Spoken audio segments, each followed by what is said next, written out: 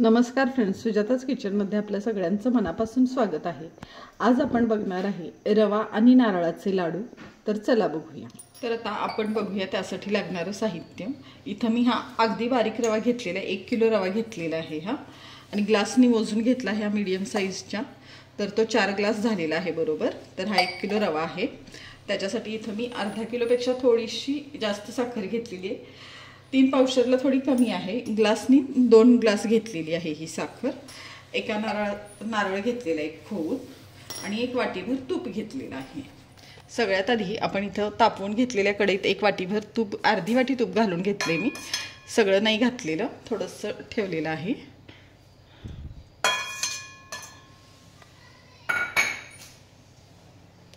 तूप चांगलं वितळलं की आपण रवा घालून घेऊया त्याच्यात।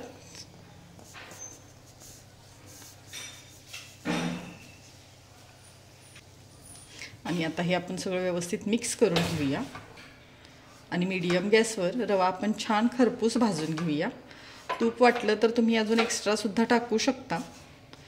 तुपाचं प्रमाण थोडंसं कमी जास्त होऊ शकतं। रवा जर मोठा असेल तरीही तूप जास्त लागतं, साखरही जास्त लागते।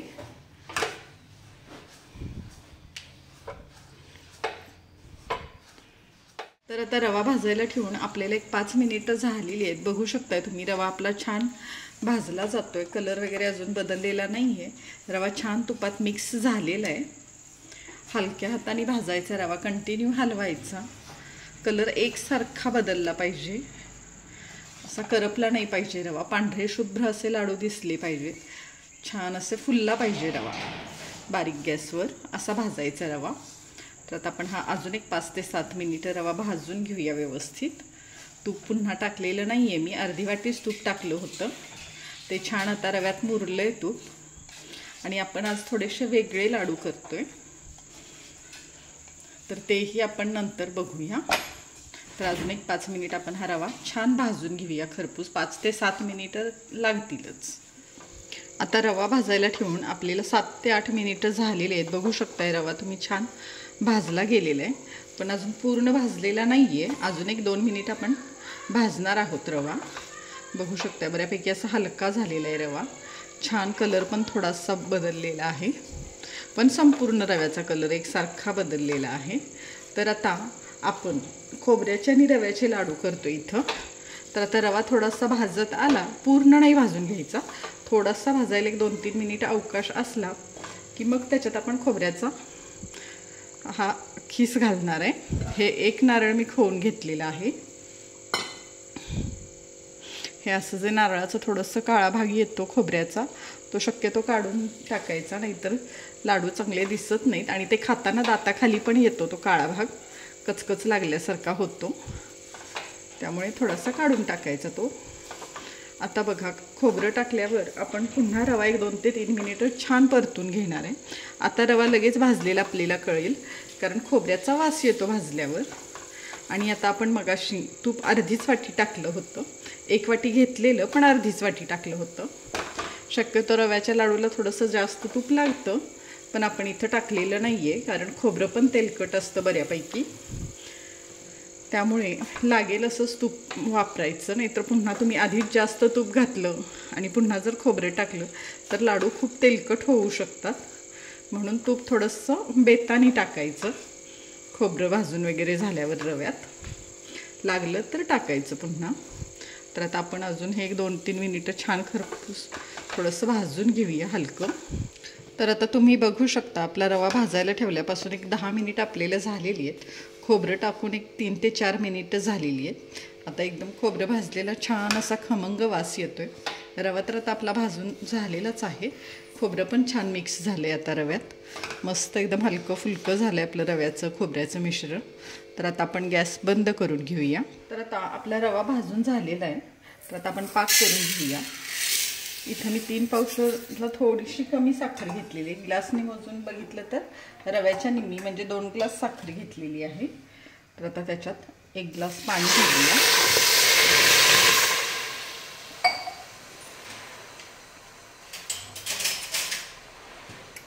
मी थोडीशी साखर कमीच घेतलेली आहे। कारण बऱ्याच जणांना गोड आवडत नाही किंवा शुगरचा वगैरे प्रॉब्लेम असतो, तर साखर थोडीशी कमीच घेतली मी. म्हणून मी तुम्हाला हवं तर तुम्ही साखरेचं प्रमाण कमी जास्त करू शकता. याच्यापेक्षा कमी नाही चालणार, पण थोडीशी जास्त घेतली तरी चालेल. आपण साखर विरघळेपर्यंत व्यवस्थित हलवून घेऊया. गॅस मिडियमच आहे हा.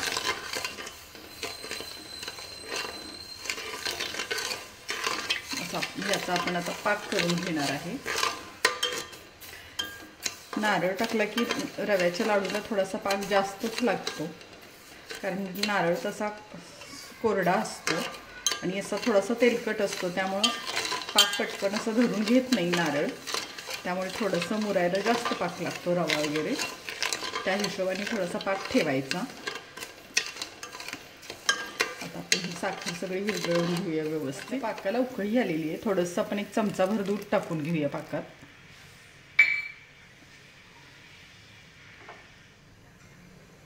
आणि उकळून घेऊया पुन्हा व्यवस्थित.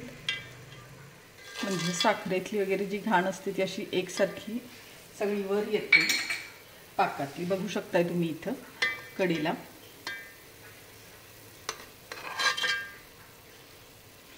काळं काळं हे असं फेस आलेलं आहे, ते आपण सगळं काढून घेऊया पाकातून.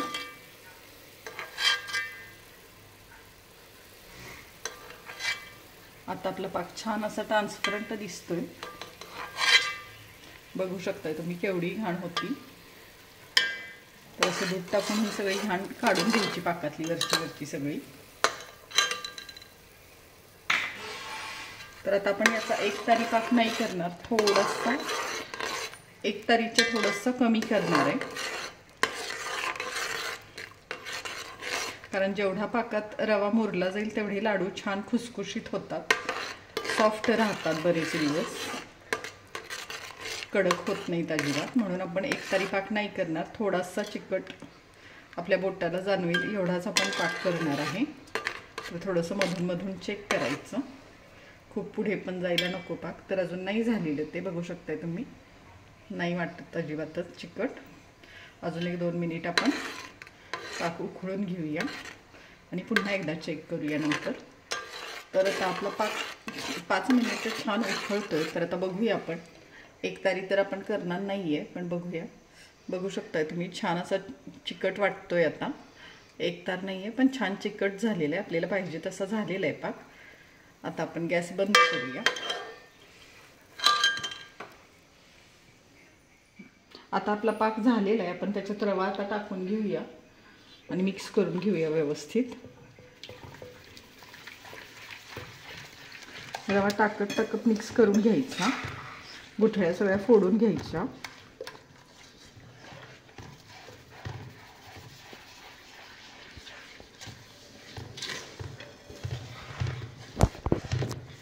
बऱ्यापैकी आपलं मिश्रण असं पातळच दिसतंय.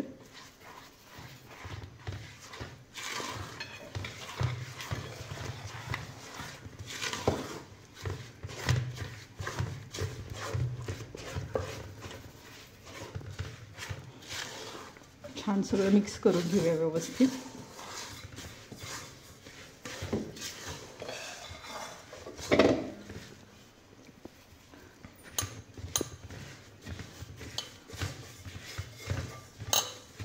गुठळ्या राहू नाही द्यायच्या अजिबात. व्यवस्थित असं मिक्स करून घ्यायचं सगळ्या गुठळ्या फोडून. बघू शकताय तुम्ही आपला रवा छान मिक्स झाला आहे. कुठेही गुठळ्या वगैरे दिसत नाही आहेत आपल्या.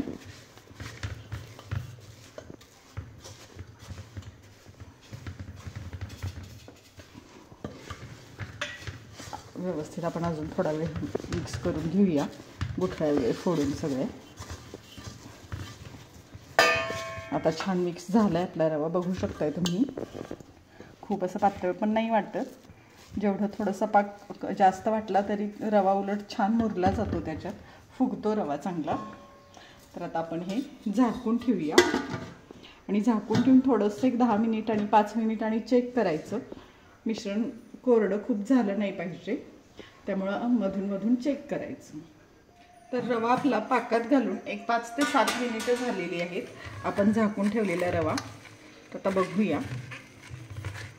घट्ट झालेला आहे बऱ्यापैकी. आता हे सगळं आपण व्यवस्थित फोडून घेऊया. वरचं कोरडं झाले मिश्रण सगळं. पुन्हा एकदा छान मिक्स करूया. बघू शकताय तुम्ही रवा छान फुलला आहे आपला पाकामध्ये.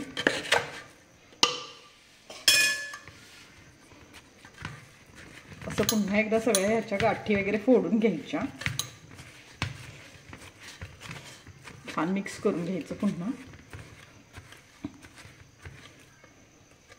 तर आता आपले लाडू अजून बांधायला आलेले नाही आहेत. अजून थोडंसं ओलंच आहे हे मिश्रण. बघू शकताय तुम्ही असं हाताला चिटकतंय. तर अजून थोडंसं आपण एक मिक्स करून हे 5 मिनिटं पुन्हा झाकून ठेवूया.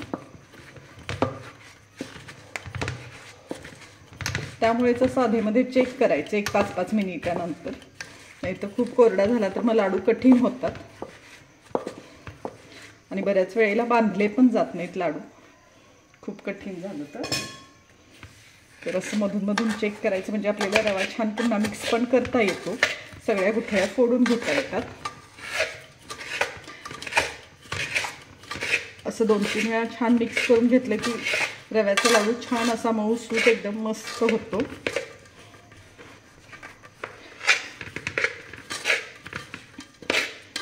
बघू शकता मी सगळा रवा असा मोकळा करून घेतलेला आहे.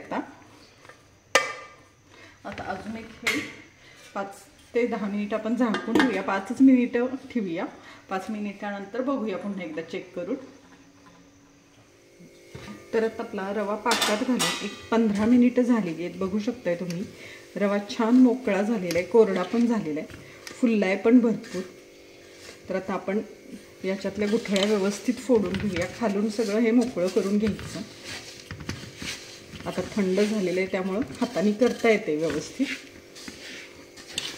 बघू शकताय तुम्ही. आता थोडासा रवा मी व्यवस्थित असं हातावर घासून घेते म्हणजे मोकळा होतो. काही गुठळ्या थोड्याशा असल्या तर त्याही फुटल्या जातात. बऱ्यापैकी मोकळं झालेलंच आहे. आता हे आपण मगाशी छान हलवून घेतलं होतं एकसारखं. त्यामुळं तरीही आधीमध्ये कुठं लागलं तर आपण ते फोडायचं हाताने. तर आता बघू शकता आपलं मिश्रण तयार आहे. असं थोडंसं वळून बघायचं. लाडू वळला जातो. असा कोरडा दिसतोय. बघू शकताय तुम्ही. खूप असा ओला वगैरे नाही दिसत. तर आता छान होतोय हा लाडू. तर आता आपण लाडू वळून घेऊया. याच्यापेक्षा कोरडं नाही करायचं मिश्रण कारण आपला रवा जास्त आहे. करूपर्यंत सगळे लाडू वळूपर्यंत ते थोडंसं कोरडं होणारच आहे. याच्यापेक्षा कोरडं केलं तर ते वळता नाही येणार शेवटपर्यंत. तर आता आपण लाडू वळून घेऊया. तुम्हाला हव्या त्या साईजमध्ये छोटे मोठे तुम्ही लाडू वळून घेऊ शकता.